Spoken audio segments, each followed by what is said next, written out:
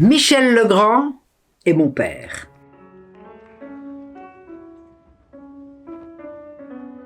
Un film documentaire sur Michel Legrand, le compositeur, est à l'affiche en ce moment.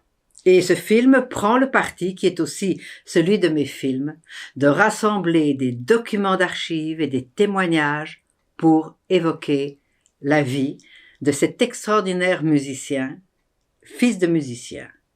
Je profite de cette actualité pour me souvenir de mon agréable rencontre avec le compositeur, qui m'a si gentiment reçu chez lui pour me parler de ses premiers contacts avec Jacques. Les deux artistes, à cette époque, font leur début à Paris, au Théâtre des Trois Baudets.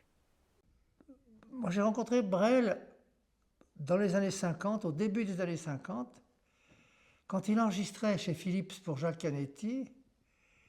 Et que, moi, j'étais un orchestrateur à l'époque de la maison Philips.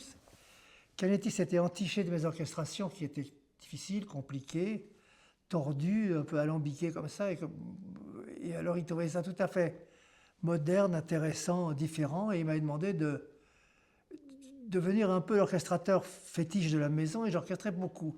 Et il y a ce jeune chanteur, Jacques Brel, ce grand mec tout à fait élancé, avec des dents dans tous les sens, qui vient me voir et qui me chante des chansons. Je dis, c'est formidable, je chante bien vos chansons, ça. Alors, j'orchestre pour des choses. Et puis après, je dis, il me dit, pourquoi vous ne pouvez pas qu'on écrive des chansons ensemble? Je dis, c'est formidable, très bien.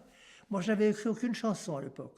Michel Legrand, vous l'avez compris, orchestre donc 3 chansons de mon père. Et parmi ces titres, il y a « Qu'avons-nous fait, bonnes gens ?» Cette chanson, donc, bénéficie d'une orchestration très colorée dans le style jazzy de Michel Legrand. Qu'avons-nous fait, bonnes gens, dites-moi, de la bonté du monde?